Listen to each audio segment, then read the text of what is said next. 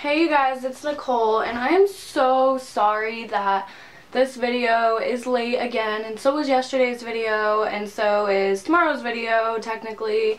Day 8, 9, and 10 are going to be late. This video is going to be about being a recovering drug addict and being a mother at the same time. I have my notes on my phone, so excuse me looking down throughout the video, but yeah.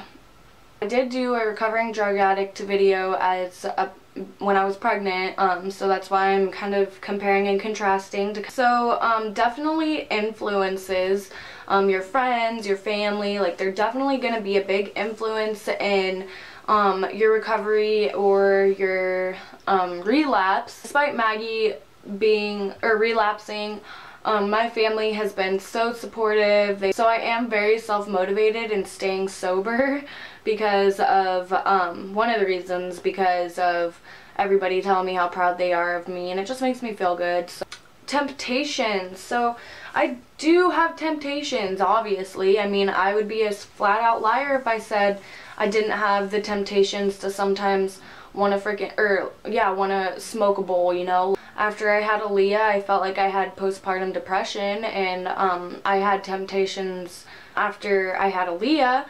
Also, there's temptations with wanting to go out. I mean, after you have a baby, you're bound to the house. You are housebound, and I never left the house for the first 3 months, and it was a huge temptation because all I did was sit around at home all day, like doing nothing. Like, I really wanted to go out. I really wanted to, you know, be able to enjoy my young adulthood, but I couldn't because I'm a mother, you know? I mean, my niece was sitting there talking about how she would go out and party all the time, and Maggie would talk about how she would go out and party and how they could go do all these things, and it made me really sad and made me kind of depressed that I couldn't go do all those things. And that's what I mean when I tell you guys, like, don't rob yourself of your childhood by trying to get pregnant at a young age, because you really do. Like, I can't go out and do all those things that everybody else does. I mean, everybody else is, you know, going out and having a good time, like, not even for parties or drugs, you know, just going out, like going to the movies. I can't take Aaliyah to the movies yet. I haven't grown the courage to take her to the movies because I'm scared to death that I'm not going to be able to watch the movie at all, or she's going to freak out and somebody is going to complain, you know. I'm scared, so I can't go out and do those things, and it's a huge temptation with drugs to, you know, want to use to kind of give yourself something to do when you can't go out and do all these other things. School is a temptation because obviously when I started going to school again, then I went to school with the same people that I was using with before, but now I was a different person. I was a mother, you know, I was sober, I had been sober, and, you know, going back into that same exact environment and everything still being the same except for you. It was definitely a huge temptation. Trigger areas, places you have used before, places you've partied before, like, those are definitely temptations, and I would definitely recommend staying away from those areas because they are very big temptations. I mean, for example, like, say you had this place that you used to go smoke pot at or go do drugs at or whatever you do. You went to this place and you did whatever you did at this place, and you had a great freaking time every time, and after you get sober, you go back to that place and you have all these memories coming to you. Those are definitely a temptation because, I mean, some places you really can't avoid and you just have to learn to cope with the temptation, which is what I've had to do, is learn to cope with all these temptations. Also, trigger people, you know, people you've used with before. I kind of already went over that a little bit. So now I'm going to be talking about, I've told you guys about my temptations, trigger people, you know, trigger areas, told you about all those situations, and now I'm going to tell you what helps me to cope, what helps me to tell myself, you don't want to go back to that life, want to stay sober and keep moving forward. This is what helps me.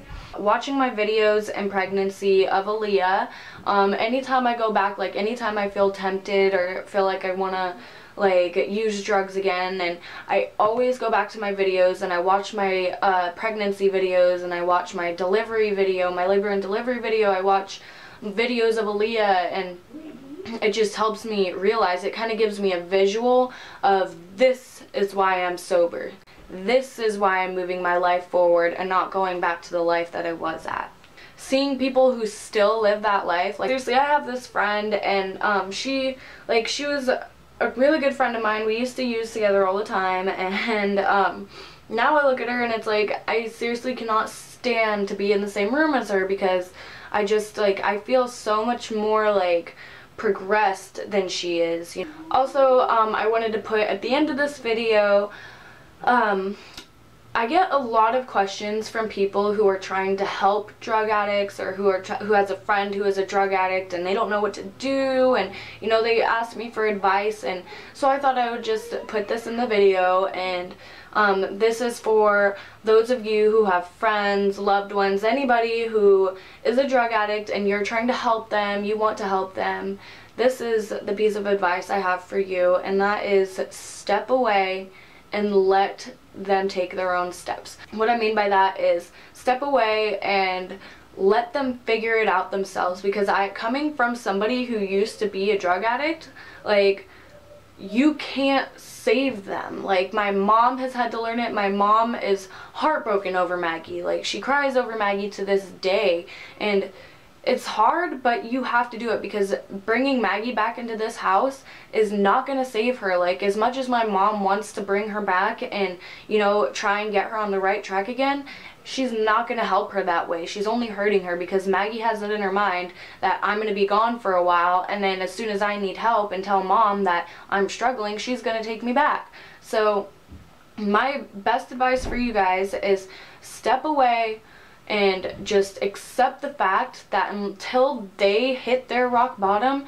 until they don't want to use anymore, they want help, they're not going to accept your help. They're not going to listen to you no matter how much they tell you, oh, I'm going to quit, oh, no, no, no, no, no. Like, no, like, oh, I need your help. Like Dallas used to tell me all the time, like when I was pregnant and he was using meth, oh, I need your help, I need you to help me, and all you want to do is leave me, no, no, no, no, no. Like, no.